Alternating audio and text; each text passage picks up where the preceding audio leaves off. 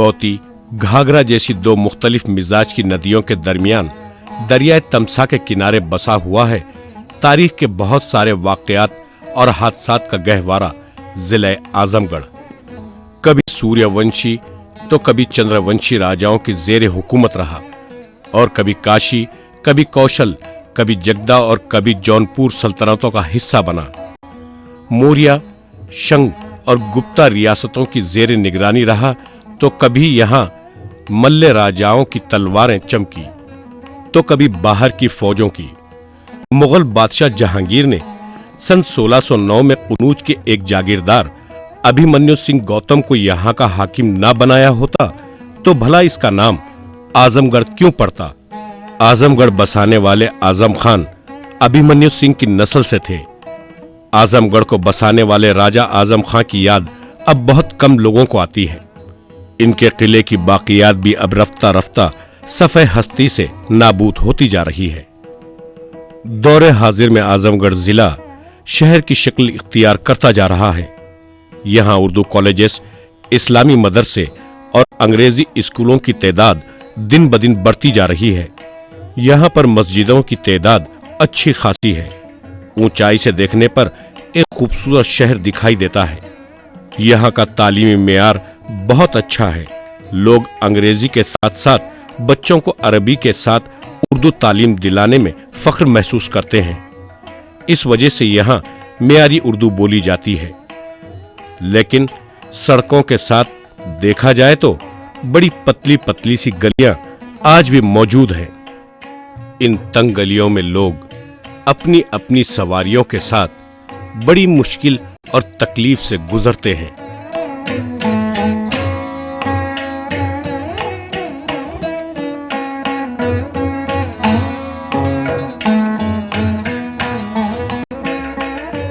Shri Krishna college 13 अक्टूबर 1929 को गांधी जी ने आजमगढ़ का दौरा किया था और इसी श्री कृष्णा पाठशाला हाई स्कूल में गांधी जी ने एक बहुत बड़ा जलसा मुनक्किद किया था। पिछड़े तबकों को आगे बढ़ाने के लिए और बाहर के कपड़ों को न पहनकर देसी कपड़ा अपनाने के लिए कहा। इस जलसे के बाद काफी तादाद में लोग गांधी जी के ख्यालात से मुत्तफिक हुए और जोश से भर गए। फिर नारों की गूंज में गांधी जी से वायदा किया कि वो सब उनके साथ हैं। फिर यहीं से जिद्दोजहद आजादी शुरू हो गई। लोग जोक दर जोक गांधी जी के कांधे से कांधा मिलाकर उनका साथ देने के लिए चलने लगे।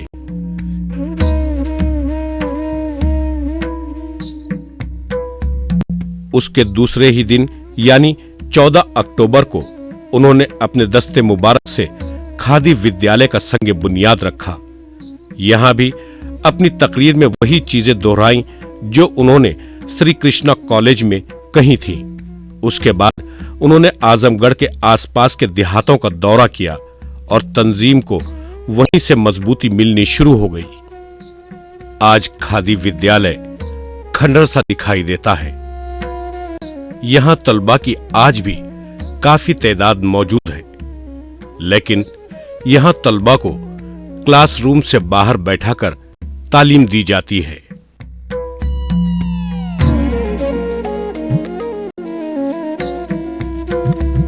वेस्ली हाई स्कूल साल्ट सत्याग्रह मूवमेंट में गांधी जी को गिरफ्तार किया गया। तब आजमगढ़ में बहुत हलचल मच गई। लोग गुस्से से बेकाबू हो गए। गांधी जी की गिरफ्तारी के खिलाफ लोग सड़कों पर निकल आए और मुजाहिरे करने लगे। तब वेस्ली स्कूल के तालिबे इल्मों ने भी मुजाहिरा किया और हड़ताल कर दी। ये देखकर स्कूल के प्रिंसिपल ने 50 लड़कों को स्कूल से निकाल दिया। इसके बाद आम लोग सड़कों पर आ गए और तभी से विदेशी कपड़ा न पहनना और दूसरे मूवमेंट ने जोर पकड़ लिया। लोग सड़कों पर मुजाहिरे करने लगे, रास्ता रोक दिया। तब ब्रिटिश हुकूमत ने पब्लिक डिसओबीडियंस कहकर काफी लोगों को गिरफ्तार किया। आजमगढ़ की ये सारी खबरें हिंदुस्तान भर में फैल गई। आजमगढ़ में लोग आजादी के नारे लगाते हुए कलेक्ट्रेट पर जमा हो गए। कलेक्ट्रेट के रूबरू अंग्रेजों के खिलाफ नारे लगाने लगे। उस वक्त काफी लोगों को हिरासत में लिया गया। तभी से आजमगढ़ सारी दुनिया की नजरों में आ गया। इसी से मुतासिर होकर दूसरे शहरों में लोग कलेक्ट्रेट पर मुजाहरे करने लगे।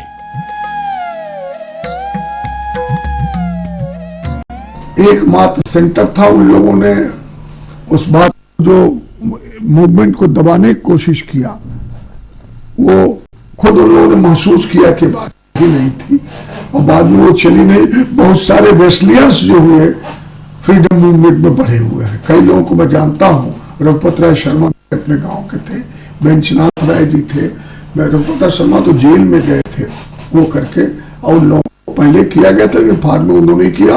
और मेरी बहुत जानकारी, लेकिन सुना कि थेपलेस जो बाद में प्रिंसिपल आए उसके, उन्होंने उसके लिए रेगरेट भी किया कि नहीं, really it was a national movement और कोई संस्था हम इसलिए कि इससे ओरिएंटेड, इसलिए हमें उसको नहीं करना चाहिए था। फ्रीडम फाइटर्स का कंट्रीब्यूशन ये रहा कि उन्होंने अपने लिए कुछ छोड़ा ही नहीं। उन्होंने अपने खून के आखिरी, लिसन टू मी, वो उन्होंने अपने खून के आखिरी कतरे तक को न्यौछावर करके आजादी की लड़ाई में अपने न बाल देखा, न बच्चा देखा, न घर देखा, न खेती देखा। किसी का घर फूंका गया, किसी का खेत नीलाम हुआ, कुछ हुआ, और उन्होंने बदले में बहुत कुछ चाहा नहीं। वो लंबे समय तक इग्नोर हो रहे थे। आजादी से पहले किसी भी इदारे को नेशनल लगाना गैर कानूनी समझा जाता था, लेकिन अल्लामा शिबली नेमानी ने उस जमाने में एक स्कूल कायम किया जिसका नाम नेशनल स्कूल रखा। उस वक्त के हालात में यह बहुत बड़ी हिम्मत का काम था। इसके लिए अल्लामा शिबली और उनके शागिर्दों ने बहुत तकलीफें उठाई, मगर नाम हरगिज नहीं बदला, जो आज शिबली नेशनल कॉलेज के नाम से सारे हिंदुस्तान में मशहूर है। अल्लामा शिबली निमानी की ख्वाहिश थी कि वो एक ऐसा इदारा कायम करें जहां दुनिया भर के मुसन्निफीन एक जगह जमा हो और एक दूसरे के मशवरे से कुछ इल्मी किताबें लिखें, जिसकी तबात यहीं पर हो। इसलिए उन्होंने अपना बाग वक्फ कर दिया।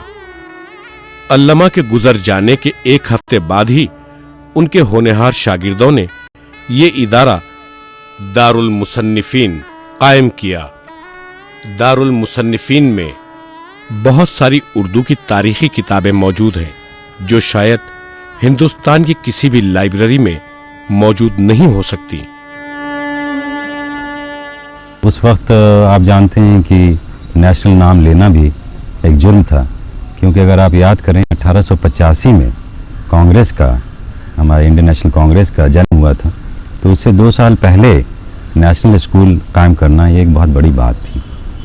तो शुरू ही से यहाँ पे एक जो जज्बा था फ्रीडम का, और फिर अल्लामा शिबली नवानी की पैदाइश भी देखें आप 1857 में उस दिन हुई जबकि जेल का फाटक तोड़ा गया। तो ये कह सकते हैं कि he was born with freedom movement, you know. तो एक आज़ादी का जो जज्बा था वो उनकी पैदाइशी से शुरू हो गया था, और इसमें उन्होंने बहुत ज़्यादा आगे उसको बढ़ाया। अगर अल्लामा शिबली नवानी ऐसे शायर की हैसियत से तो नहीं जाने जाते, मगर उनकी जो नज़में हैं फ्रीडम मूवमेंट की, उसमें अगर अंग्रेज़ों के ख़िलाफ़ जैसे उन्होंने लिखा कि ये माना तुम्हें तेगों की तेज़ी आज़मानी है, होगा मगर हमारी गर्दनों पे इम्तिहान कब तक। तो इस तरह के जो शेर उन्होंने लिखे, उसने एक बिल्कुल जोश जगा दी, और ख़ास तौर से उन्होंने यहाँ के सारे लोगों को के अंदर एक जज्बा पैदा किया कि हम लोग मिल करके वतन की आज़ादी के लिए लड़ें। इदारा दारुल मुसन्निफीन जहाँ हम लोग बैठे हुए हैं, शिबली अकेडमी, इसकी पूरी अगर आप तारीख़ देखें तो इसमें महात्मा गांधी से ले करके मोतीलाल नेहरू, जवाहरलाल नेहरू और ये सारे लोग यहाँ आकर के ठहरते रहे, और एक तरीके से इनको डायरेक्शन यहाँ से मिला, और यहाँ से वो यहाँ की राय को बहुत कीमती समझते थे। और मसूद अली नदवी साहब तो बहुत अच्छे दोस्त थे जवाहरलाल नेहरू के, और भी सारे लोग जो उसके बाद भी आए, उन्होंने भी उसी लाइन पे कायम किया, उसी लाइन पे काम करना शुरू किया। तो आप ये समझिए कि 1914 में, यानी अपनी वफ़ात से, अपनी डेथ से कुछ रोज़ पहले ये इदारा जो है वो कायम कर गए थे अल्लामा शिबली नवानी। और फिर उनके जो शागिर्द थे सैयद सलमान नदवी साहब, अब्दुलसलाम नदवी साहब और शाह ये मोइनुद्दीन साहब, मसूद अली नदवी साहब, उसके बाद शाह मोइनुद्दीन साहब वगैरह, इन लोगों ने इसको बहुत आगे बढ़ाया। यूं तो अल्लामा शिबली नेमानी की शख्सियत काबिल कद्र है, लेकिन उनकी शख्सियत से आम लोगों के अलावा बड़े बड़े नवाब, बड़ी बड़ी सियासी शख्सियतें भी मुतासिर थीं। इनमें हैदराबाद के हुजूर निजाम भी शामिल हैं। उन्होंने एक खत के जरिए सताइश की थी। एक बहुत ही ज़ईफ और पुरानी किताब जो दौरे अकबर में लिखी गई, ये किताब बहुत ही नायाब है। ये किताब दरबार में होने वाले फैसलों और दूसरे चलने वाली कार्रवाइयों के बारे में है। इस किताब की अहमियत का अंदाजा इस बात से लगाया जा सकता है कि इसे महफूज रखने के लिए कई कौलों में रखा जाता है और हर महीने इसकी सफाई की जाती है। अकबरनामा, इस किताब को लिखने के लिए दवात या सियाही का इस्तेमाल नहीं किया गया है, बल्कि हुरूफ महफूज रखने के लिए सोने और चांदी के पानी का इस्तेमाल किया गया और तस्वीरें भी सोने के पानी से ही बनाई गई हैं, जो शिबली की लाइब्रेरी में आज भी महफूज हैं।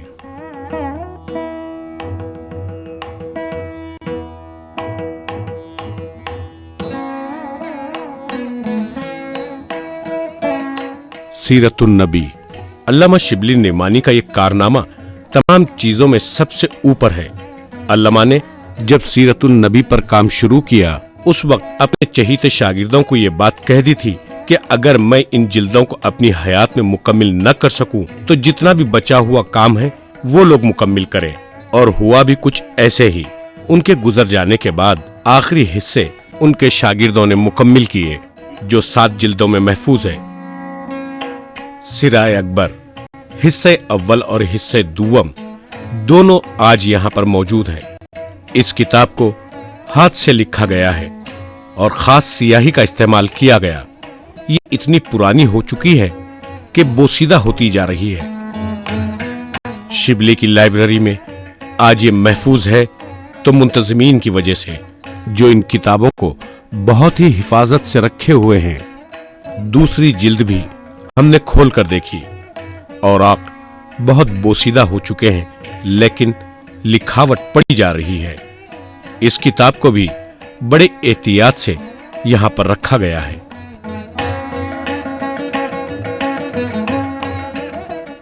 जब वो नदवा में थे, उसी वक्त उन्होंने एक इदारा रिसर्च का कायम करना चाहा, दारुल मुसन्नफीन नाम का जो नाम दिया गया है इसको, वही दारुल मुसन्नफीन वो नदवा में कायम करना चाहते थे, लखनऊ में कायम करना चाहते थे।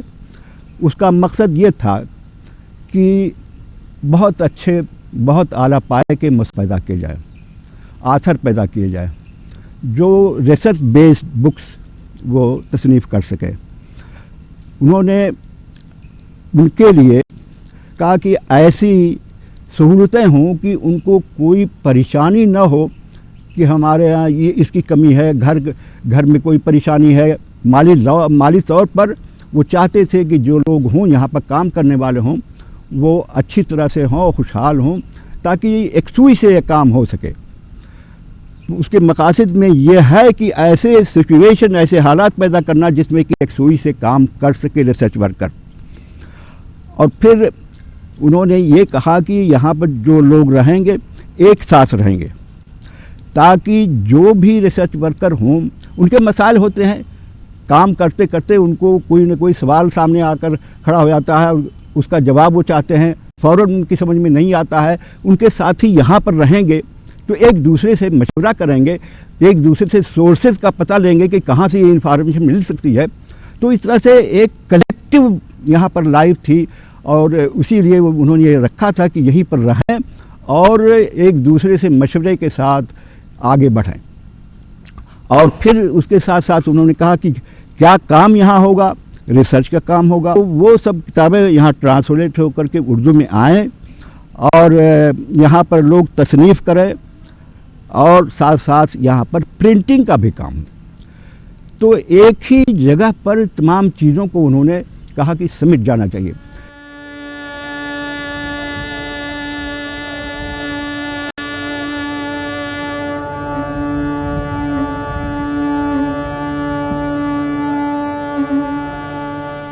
मौलाना अबुल कलाम आजाद ने शिबली एकेडमी की खिदमात से मुतासिर होकर शिबली एकेडमी को एक तौसीफनामा रवाना किया और यहाँ पर मौलाना की तकरीर का एक हिस्सा मौजूद है। उस जमाने में मौलाना ने पार्लियामेंट में एकेडमी के अखराजात के लिए प्रस्ताव रखा। कहा कि एकेडमी के अखराजात के लिए वजीफा मुकर्रर किया जाए। यहाँ पर काफी सनतें मौजूद हैं जो यहाँ के तालिबे इल्मों ने हासिल की हैं।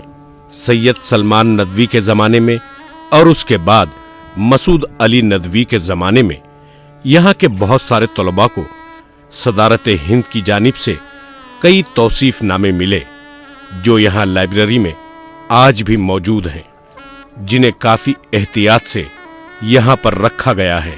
शिबली नेशनल कॉलेज और शिबली एकेडमी की सबसे बड़ी खुसूसियत ये रही है कि यहाँ पर हिंदुस्तान की सबसे मुअज़्ज़ज़ तरीन शख्सियतें तशरीफ ला चुकी हैं और अल्लामा शिबली की खिदमात को सराहा, जिनमें इज़्ज़त माब लाल बहादुर शास्त्री साहब हैं, मौलाना अबुल कलाम आज़ाद हैं, मोहतरमा इंदिरा गांधी। इन सभी का शिबली कॉलेज और एकेडमी के मुंतज़मीन के साथ अच्छे ताल्लुकात रहे हैं। अल्लामा शिबली नैमानी की कुछ खुसूसी चीज़ें आज भी यहाँ म्यूजियम में मौजूद हैं, जैसे उनकी पुरानी तस्वीरें और बहुत सा सामान। अल्लामा शिबली के मलबूसात और एक हादसे में उनका पैर ज़ाये हो गया था, वो मसनूई पैर भी यहाँ पर महफूज रखा गया है।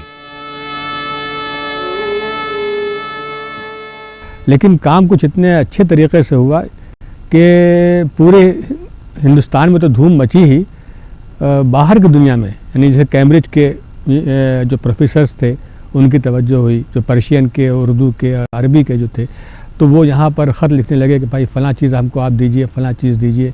तो इसकी जो शोहरत जो है वो इंटरनेशनल उस पर होने लगी और फिर आहिस्ता आहिस्ता किताबें निकलने लगी।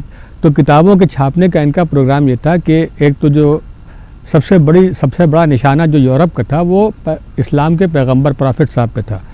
तो ये हुआ कि उनकी एक लाइफ लिखी जाए। तो वो लाइफ जो है 7 वॉल्यूम में यहाँ लिखी गई है, जिसके बारे में कहा जाता है कि अब तक अरबी ज़बान से लेके अब तक किसी भी ज़बान में प्रॉफिट की लाइफ ऐसी नहीं लिखी गई। बहुत पॉपुलर हुई, कई ज़बानों में उसका ट्रांसलेशन हुआ, तो वो किताब लिखी गई। फिर उसके बाद ये हुआ कि उनके जो साथी थे जो एक पूरी हिस्ट्री है, इस्लामिक हिस्ट्री, उस पर काम हुआ। फिर उसके बाद ये हुआ कि इंडियन हिस्ट्री पे काम हो। इंडियन हिस्ट्री को जिस तरीके से अंग्रेज़ों ने बहुत ही गलत तरीके से पेश किया था और वही आमतौर से चल रहा था, तो यहाँ एक बाकायदा एक मिशन ये हुआ कि एक ऐसी हिस्ट्री तैयार की जाए जो दिलों को तोड़ने के बजाय जोड़ने का काम करे। तो ये जो मिडिवल इंडिया है, इसकी हिस्ट्री यहाँ पर तकरीबन 25 जिल्दें 25 वॉल्यूम लिखी गई हैं और वो अपने आप में एक बहुत बड़ा वर्क है, जिसके ताराचंद से लेके और तमाम लोगों ने, खुद सरकार ने, जो कौन थे, जैन सरकार, इन्होंने उसकी बहुत ही तारीफ़ की।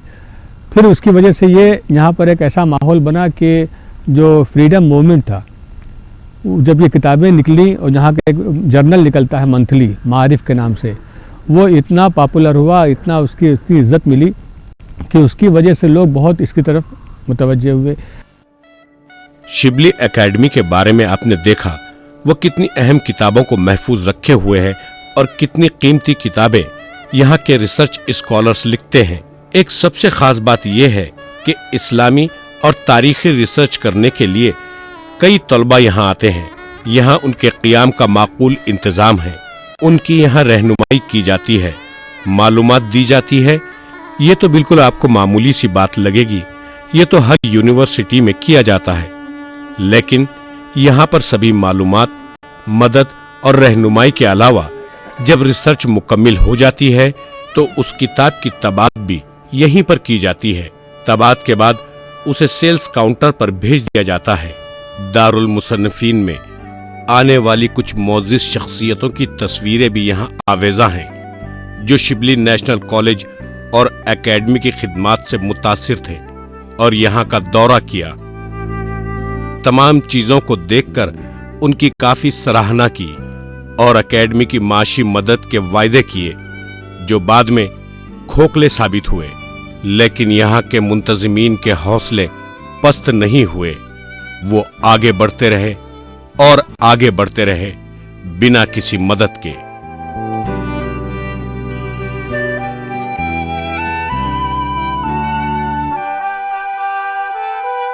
ये है शिबली एकेडमी का तबात खाना।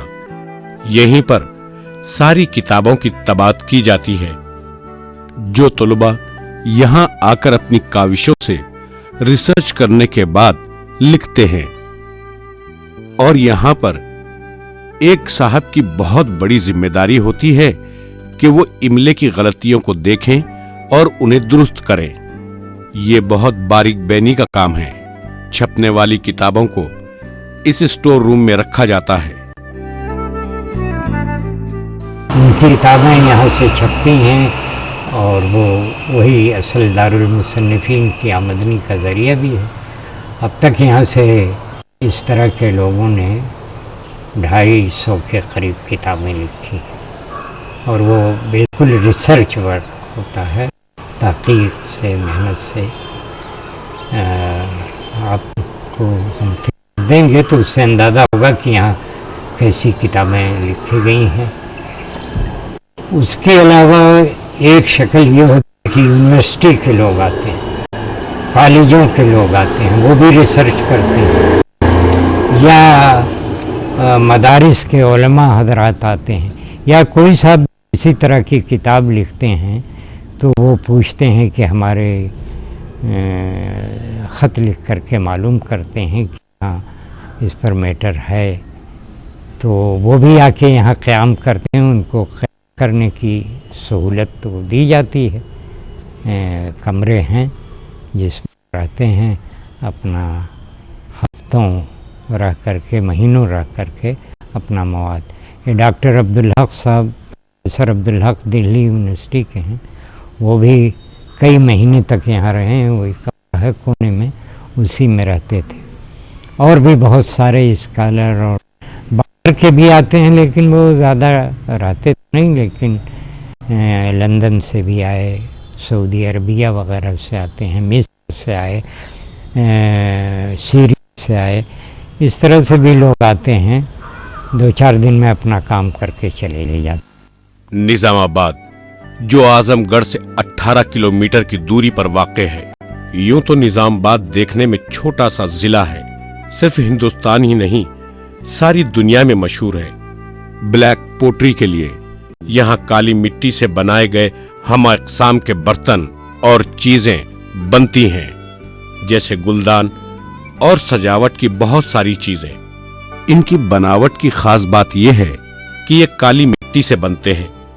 एक खास बात यह भी है कि यहाँ के बनाए गए सामान एंटीक कहलाते हैं। यहाँ के कारीगरों को आर्ट एंड हैंडीक्राफ्ट में हिंदुस्तान का बड़ा अवार्ड यानी नेशनल अवार्ड भी दिया गया है।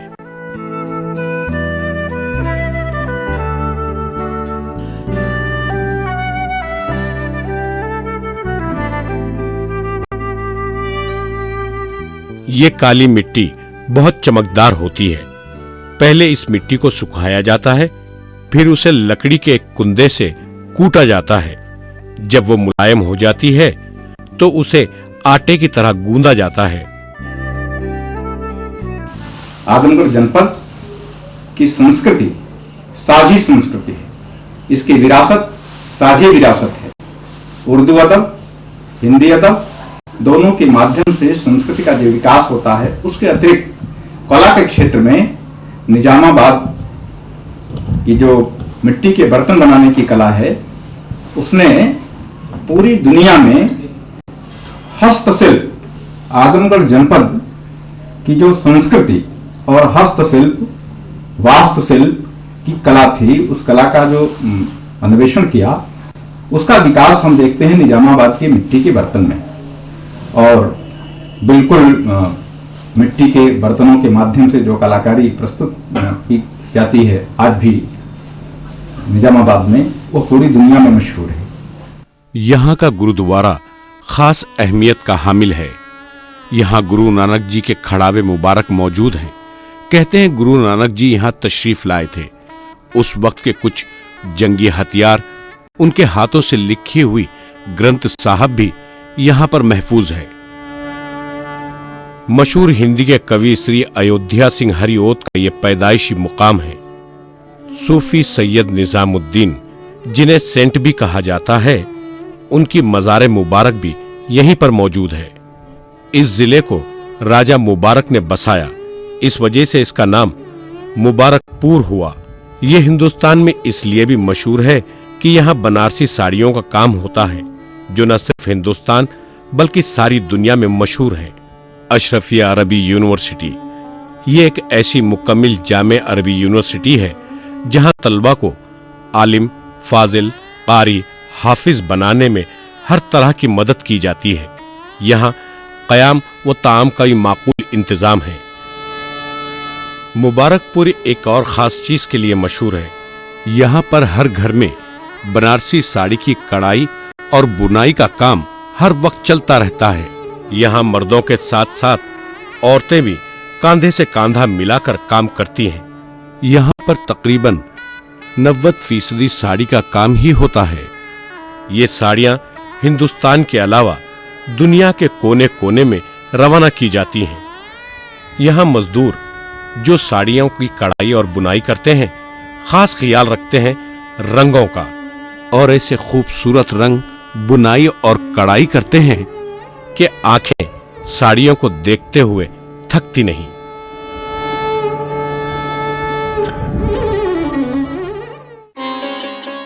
इत्तेहाद से जिहाद तक आजमगढ़ की आवाम ने गांधी जी का साथ दिया।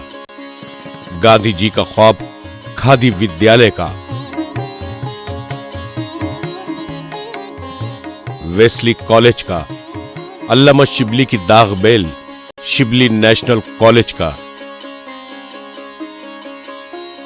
कलेक्ट्रेट पर धरने का, दारुल मुसन्निफीन का, उर्दू लाइब्रेरी का, अरबी यूनिवर्सिटी का, ब्लैक पोट्री की कलाकारी का, बनारसी साड़ियों की कढ़ाई बुनाई का। अगर कोई गढ़ है तो वो है आजमगढ़।